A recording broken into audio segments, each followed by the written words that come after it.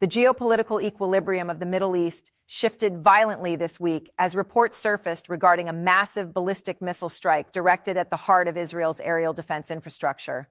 The primary target was the Nevatim Air Base, a facility that serves as the crown jewel of the Israeli Air Force and a critical node in the nation's strategic deterrence. Iranian state media outlets were the first to break the silence, broadcasting triumphant proclamations of a successful penetration of Israeli airspace. According to Tehran, their aerospace forces launched a coordinated volley of high-precision missiles that bypassed the world's most sophisticated interception networks to impact directly upon the base's runways, hangars, and command centers. The Iranian narrative paints a picture of a breakthrough moment in regional warfare, suggesting that the era of Israeli aerial invulnerability has officially come to an end. They claim that the destruction at Nevatim was not merely physical but symbolic, proving that even the most fortified desert installations are within the reach of their long-range arsenal. This claim sent shockwaves through international defense circles, as Nevatim is not just a standard military airfield. It is the home of the F-35 Lightning II squadrons and serves as the primary hub for long-range strategic operations across the region. If the Iranian claims of significant structural damage are accurate, it would represent the single most successful strike against an Israeli military target in decades, potentially altering the calculus of any future conflict in the Levant. The tension surrounding this event is amplified by the secretive nature of the facility itself. Located in the northern Negev desert, Nevatim is a sprawling complex that functions as a nerve center for intelligence, surveillance, and strike capabilities. It is the base from which Israel projects power far beyond its borders, making it a natural high-value target for any adversary seeking to diminish Israel's qualitative military edge. Iranian officials have been quick to capitalize on the optics of the event, releasing footage that they claim shows their missiles successfully transiting the atmosphere and descending toward their targets. In their version of the story, the strike was a surgical operation intended to disable the specific infrastructure required for Israeli long-range refueling and electronic warfare. By targeting Nevatim, Iran is signaling that it has the technical capability to map and strike the most sensitive coordinates within the Israeli defense grid. This rhetorical offensive is designed to bolster domestic support and project a sense of parity with a military that has historically dominated the regional skies. The messaging from Tehran is clear. The red lines of the past have been erased, and the depth of the Israeli interior is now a transparent battlefield. This escalation marks a departure from the shadow war of the past decade, moving the confrontation into a direct state-on-state kinetic exchange that threatens to pull the entire region into a wider conflagration. However, as the dust began to settle over the Negev, a starkly different narrative emerged from the Israeli Ministry of Defense and Western intelligence agencies. While acknowledging that a significant launch had occurred, Israeli officials were quick to dismiss the Iranian claims of catastrophic damage as psychological warfare and propaganda. According to the Israeli Defense Forces, their multi-layered aerial defense umbrella, comprising the Arrow, David Sling, and Iron Dome systems, performed exactly as engineered. They describe a high-stakes sequence in which incoming ballistic threats were tracked from the moment of ignition thousands of kilometers away. As the missiles reached their apogee and began their terminal descent toward southern Israel, interceptors were deployed to neutralize the warheads in the upper atmosphere. Israeli military spokespeople have insisted that the vast majority of the incoming projectiles were successfully destroyed long before they could pose a threat to the base's core functionality. They characterized the event not as a failure of deterrence, but as a validation of their technological superiority. In this version of the story, Nevatim remains fully operational, with its runways intact and its advanced fighter complements ready for immediate deployment. To support this, the Israeli military released its own footage, purportedly showing successful interceptions lighting up the night sky over the desert, turning sophisticated Iranian weaponry into harmless debris. The discrepancy between these two accounts has created a vacuum of certainty, with the international community caught between conflicting reports of total victory and total defense.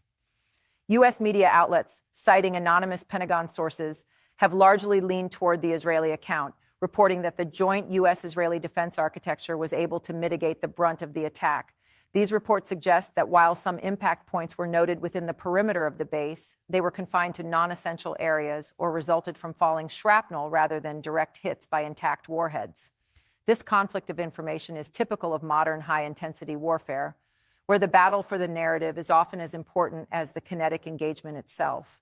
For the Iranian leadership, the perception of success is vital for maintaining their posture of resistance. For the Israeli leadership, the perception of an impenetrable shield is essential for maintaining public morale and national security.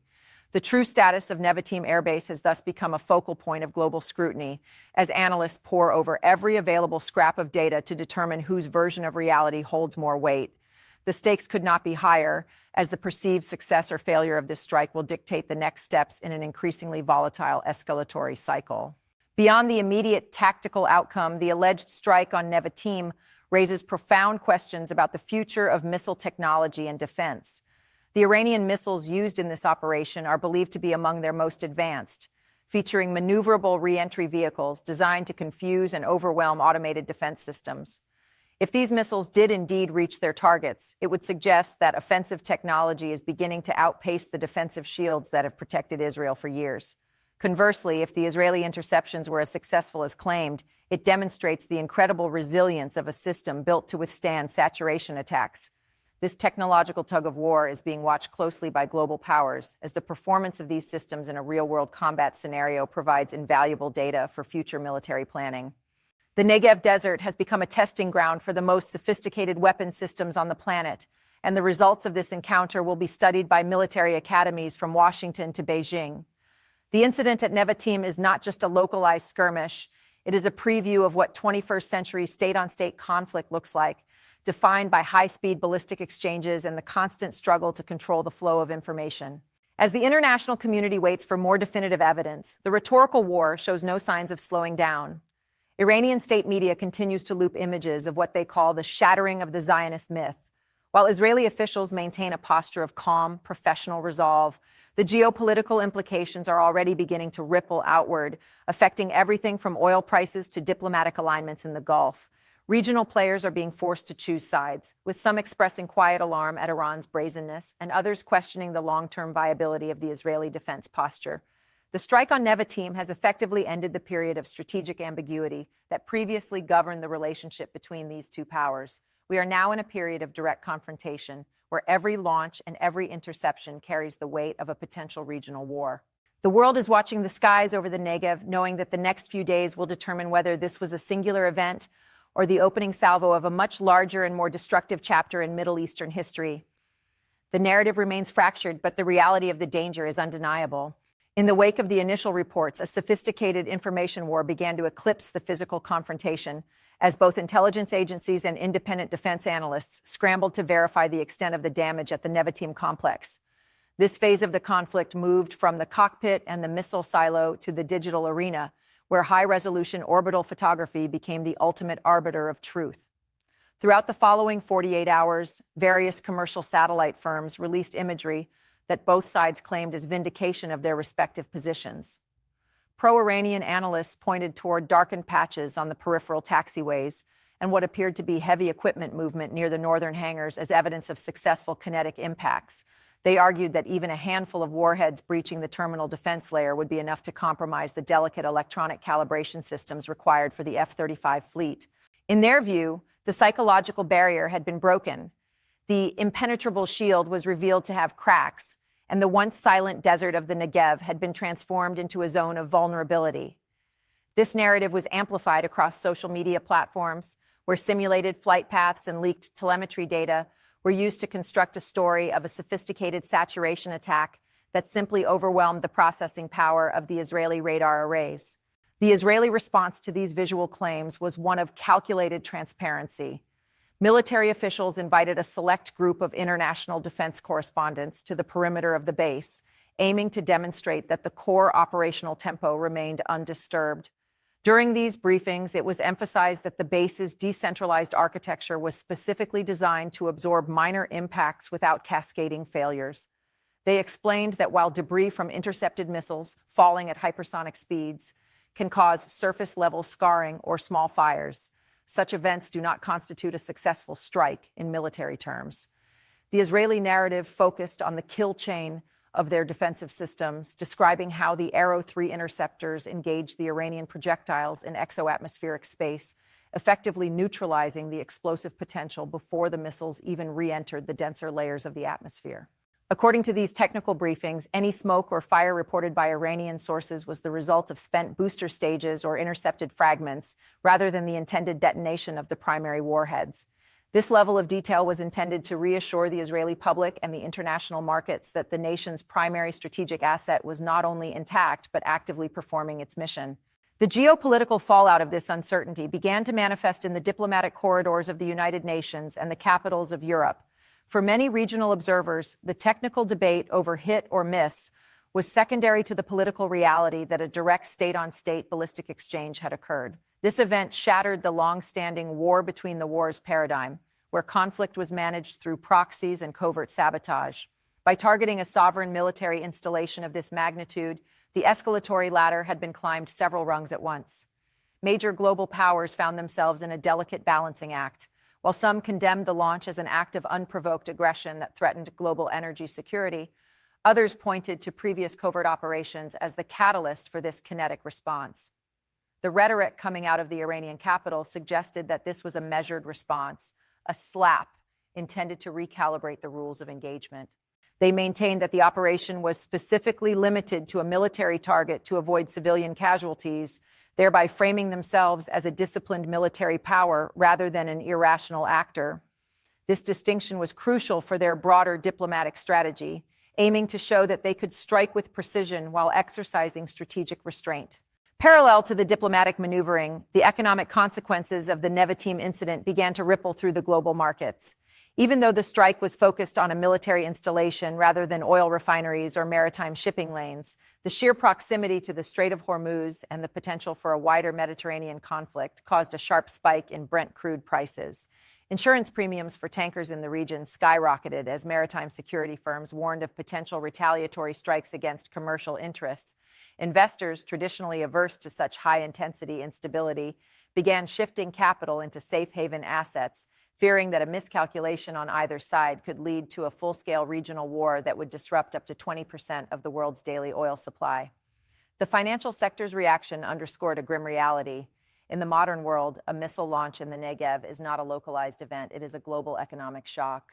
Analysts warned that if the situation escalated to a sustained exchange of fire, the resulting global recession could be the most severe since the early 1970s, highlighting the interconnected nature of 21st century security and commerce. Back on the ground, the technical investigation into the debris recovered from the desert floor provided a window into the evolution of Iranian missile technology. Military experts who examined the remnants of the intercepted projectiles noted significant upgrades in the guidance systems and the use of composite materials designed to reduce radar cross-sections. This discovery suggested that the adversary had been studying the performance of Western-made air defense systems in other global theaters and had adapted their own designs accordingly. The cat-and-mouse game of military technology had clearly accelerated, with offensive capabilities seeking to find the narrow windows of time and space where defensive radars might be blinded or distracted. This technical evolution means that even if the majority of the missiles were intercepted this time, the next volley might include even more sophisticated countermeasures, such as decoys or maneuverable reentry vehicles that can change their trajectory in the final seconds of flight. The incident at Nevatim thus became a live-fire laboratory for the future of robotic and autonomous warfare, where algorithms decide the fate of nations in the milliseconds between detection and impact. As Section 2 draws to a close, the focus shifts from the immediate aftermath of the explosions to the long-term strategic recalibration taking place in the halls of power. Both sides are now engaged in a period of intense assessment, looking for weaknesses exposed during the exchange and preparing for the inevitable next phase. The silence that has fallen over the Negev is not one of peace, but of a tense, watchful waiting. The international community remains on high alert, knowing that the narrative of the Nevatim strike is still being written, and the final chapter may involve a response that dwarfs the original attack in both scale and consequence. The lines have been drawn, the technology has been tested, and the world is now holding its breath to see who will make the next move in this high-stakes game of geopolitical chess. The air base, standing defiant against the desert horizon, remains the silent witness to a conflict that has only just begun to reveal its true face. As the analysis shifted from the physical impact to the broader strategic implications, Section 3 explores the profound shift in regional power dynamics and the internal pressures facing both military commands. The alleged strike on Nevatim Air Base did more than just rattle the windows of southern Israel. It shattered the long-standing assumption of absolute aerial denial. In the high-level war rooms of the regional powers, the conversation turned toward the day-after calculus. Military theorists began to argue that the mere act of launching a saturation attack of this complexity was a victory for the offensive side, regardless of the interception rate. They posited that by forcing Israel to depleting its multi-million-dollar interceptor stockpile to defeat relatively cheaper ballistic missiles, a war of attrition had begun. This economic asymmetry is a critical component of modern asymmetric warfare, where a defender can be financially and logistically exhausted by a persistent adversary. The Iranian high command seemed to lean into this narrative, suggesting that their primary objective was not the total destruction of the base, but a demonstration of the cost imbalance. They claimed that for every interceptor launched by the David, Sling, or Arrow systems, their domestic production lines could churn out 10 more ballistic missiles at a fraction of the cost. This psychological and economic pressure was designed to weigh heavily on the decision makers in Jerusalem and Washington, signaling that a prolonged conflict would be unsustainably expensive for the defenders. In response to this perceived vulnerability, the Israeli defense establishment initiated an unprecedented rapid assessment protocol. Engineers and logistics officers worked around the clock at Nevatim to prove that the base's operational tempo had not skipped a beat. To counter the narrative of attrition, the Israeli Air Force released sanitized flight logs showing that the F-35 Adir squadrons had conducted training sorties and regional patrols within hours of the reported impacts. This was a deliberate show of force intended to signal that the brain of the Israeli aerial response was fully intact and functioning at peak capacity.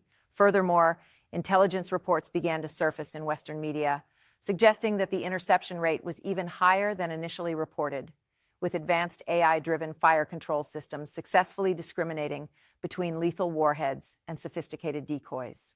These reports emphasized that the technological gap remained wide and that the defensive umbrella was evolving in real time to meet the new ballistic challenges.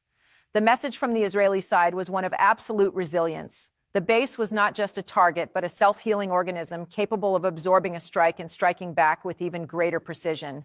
This back and forth of proof and counterproof became the dominant theme of the week, as the world tried to decipher which side was closer to the truth. The regional impact of the Nevatim incident also began to manifest in the shifting allegiances of neighboring states. Traditional allies and neutral parties alike were forced to reassess their security guarantees in a world where ballistic missiles could traverse thousands of kilometers with high precision. For the Gulf monarchies, the event was a wake-up call regarding the effectiveness of their own defense systems, many of which share architecture with the Israeli network. If Nevatim could be targeted, so could their own vital energy infrastructure and desalination plants. This led to a flurry of behind-the-scenes diplomatic activity, with urgent consultations held in Riyadh, Abu Dhabi, and Amman. The incident acted as a catalyst for a renewed push toward a regional integrated air and missile defense alliance, a concept that had been discussed for years but never fully realized. The logic was simple. A collective sensor and shooter network would provide more depth and redundancy than any single nation could maintain on its own. However, this move toward integration also risked further provoking Tehran, which views such alliances as a direct threat to its regional influence. The strike on Nevatim had effectively turned the Negev desert into the epicenter of a new, high-stakes diplomatic and military alignment that would define the region for the next decade. Meanwhile, the humanitarian and civil defense aspects of the strike began to receive more attention. While the base is located in a sparsely populated area, the flight paths of the incoming missiles took them over several major population centers. The sirens that wailed across southern and central Israel were a stark reminder of the reality of modern war for the millions of civilians living under the missile path.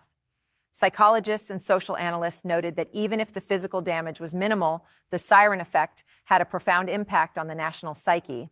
The sense of security that had been carefully rebuilt over years of relative quiet was suddenly punctured. This was precisely what the Iranian strategists had hoped for, a domestic political cost for the Israeli leadership. By forcing a high-tech society into bomb shelters, they were attempting to erode the public's confidence in the government's ability to provide total protection. In the age of social media, every smartphone video of an interception or a distant explosion became a piece of psychological ammunition, shared and reshaped to fit various narratives of fear or defiance. The battle for Nevatim was thus being fought in the minds of the citizenry as much as it was being fought in the upper atmosphere. As the technical teams continued to analyze the debris and the satellite data, a new and more concerning possibility emerged: the use of cyberkinetic coordination. Some defense analysts suggested that the missile launch might have been accompanied by a sophisticated cyber attack aimed at blinding the early warning radars at the moment of launch. While the Israeli government denied any breach of its secure networks, the timing of certain localized internet outages and communication glitches raised eyebrows in the cybersecurity community. If an adversary could degrade the eyes of the defense system even for a few seconds, the probability of a missile leaking through the shield would increase exponentially. This led to a massive internal audit of the digital infrastructure supporting the Nevatim complex, with specialists looking for sleeper code or latent vulnerabilities that could be exploited in a future, larger engagement. The incident revealed that the modern battlefield is truly multi-domain, where a physical strike is often just the visible tip of a much larger digital and electromagnetic spear. The defense of the base was no longer just about launching interceptors. It was about protecting the very data that allowed those interceptors to find their targets. Section 3 concludes with the region standing at a precarious crossroads. The initial shock of the strike has passed, replaced by a calculated, cold-blooded assessment of the new status quo. The Nevatim equation has become a shorthand for the new reality of Middle Eastern warfare. A high-speed, high-tech exchange where the lines between success and failure are measured in milliseconds and millimeters. Both sides have claimed victory, and both sides have learned invaluable lessons about the capabilities of their opponent. The world remains on edge, waiting to see if this episode was the peak of the escalation or merely a preamble to a much larger conflict. The desert winds continue to sweep across the runways of the Negev, carrying the dust of intercepted missiles and the weight of a regional future that remains deeply uncertain. The narrative of the strike continues to evolve as new intelligence and new perspectives emerge, painting a picture of a conflict that is far more complex than a simple hit or miss.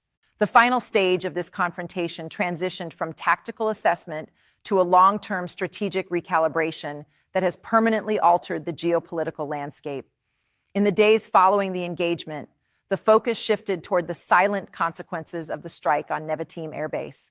While the physical repairs to peripheral infrastructure were completed with remarkable speed, the deeper intellectual and military adjustments were only just beginning. Security experts noted that the most significant outcome of the event was not the craters in the sand or the charred remains of interceptor boosters, but the massive intelligence harvest gained by both sides. For the first time, the world witnessed a direct high-volume confrontation between modern ballistic technology and a top-tier multi-layered defense shield. This provided a wealth of data regarding the flight characteristics of the latest Iranian munitions and the response times of the Israeli-American sensor grid. Every radar signature, every heat trail, and every telemetry packet recorded during those frantic minutes has since been fed into supercomputers to refine the algorithms of future warfare. The desert around Nevatim became a graveyard for old doctrines, proving that the next conflict will be won by the side that can iterate its software and hardware at the fastest possible rate. As the dust settled, the narrative battle moved into a more nuanced phase of institutional posturing. The Iranian military establishment, having declared the mission a total success, began a series of high-profile parades and technical seminars showcasing the Nevatim-class variants of their missile families. They utilized the event to project a new image of their nation as a self-sufficient military superpower capable of challenging the most advanced Western technology on its own terms. By framing the strike as a surgical demonstration of capability rather than an act of total war, they sought to establish a new normalized level of violence, one where they could periodically target Israeli military assets without triggering a global apocalypse. This strategy of calibrated escalation is designed to keep the adversary in a perpetual state of high alert, draining their resources and testing their national resolve over a period of years rather than days. For Tehran, the success of the Nevatim operation was measured in the policy shifts it forced in foreign capitals, where the conversation has moved from if Iran can strike to how often and with what level of damage. Conversely, the Israeli response in this final phase was one of quiet, aggressive modernization. Recognizing that the margin for error had narrowed, the Defense Ministry accelerated the deployment of laser-based interception systems designed to complement the existing kinetic shields. These iron beam systems, which offer a near-zero cost per shot and an unlimited magazine, are seen as the ultimate answer to the economic asymmetry of ballistic warfare. The incident at Nevatim served as the final push needed to move these technologies from the laboratory to the front lines. Furthermore, the Israeli Air Force used the event to justify a massive expansion of its hardened underground facilities. ensuring that even in the event of a successful terminal phase hit, the base's core strike assets would remain untouched. The message was one of evolution. Rather than being cowed by the challenge, the defense apparatus viewed the strike as a necessary stress test that exposed minor flaws before they could become fatal during a larger conflict. This posture of continuous adaptation is intended to restore the sense of deterrence that was momentarily questioned when the first sirens sounded over the Negev. On the international stage, the strike on Nevatim acted as a clarion call for a new era of global missile defense cooperation. The coordination seen between various regional actors and their Western partners during the crisis provided a blueprint for what many are calling a global shield. The sharing of early warning data across borders, which was once a diplomatic impossibility, became a functional reality out of sheer necessity. This development has effectively redrawn the map of the Middle East, creating a clear divide between those within the defensive umbrella and those outside of it. For many of the smaller nations in the region, the effectiveness of the defense at Nevatim was a persuasive argument for closer security ties with the West, further isolating the offensive-minded regimes. The geopolitical shockwaves of the strike have thus achieved the opposite of what the attackers likely intended. Instead of fracturing the opposition, it has catalyzed a more cohesive and technologically integrated regional defense architecture. The long-term legacy of the attack may well be the creation of the very alliance that the strike was meant to deter. The economic markets also began to stabilize as the reality of the situation became clear. While the initial spike in energy prices caused concern, the realization that the conflict was being managed through high-tech defense rather than unbridled destruction restored investor confidence. The Nevatim premium on oil prices gradually faded, replaced by a cautious optimism that the major powers were still committed to avoiding a total regional collapse. However, the event has left a permanent mark on the insurance and shipping industries, which now include ballistic risk as a standard factor in their Middle Eastern operations. This serves as a constant reminder that the peace in the region is a fragile one, maintained by the constant vigilance of automated systems and the steady hands of those who monitor them. The desert landscape may look the same as it did before the launch, but the underlying economic and security structures have been fundamentally retooled to handle a future of high-speed, high-stakes kinetic exchanges. In the final analysis, the story of the strike on Nevatim Air Base is a story of a world in transition. It is the story of how 21st century warfare is fought, not with massive ground invasions or the occupation of territory, but through the exchange of information, the precision of mathematics, and the battle for the public imagination. Whether one believes the Iranian claims of a successful penetration or the Israeli claims of a perfect defense, the reality is that the event has changed the rules of the game. Nevatim remains a silent sentinel in the Negev, its runways clear and its hangars full, but it now stands as a symbol of a new age of vulnerability and resilience. The conflict has not ended. It has merely evolved into a more complex and dangerous form. As the sun sets over the southern desert, the world remains watchful, knowing that the next chapter of this story is already being written in the design offices and command centers of two nations that remain locked in a struggle for the future of the region. The silence of the desert is no longer a sign of peace, but a pause between the echoes of a conflict that has only just begun to show its true scale.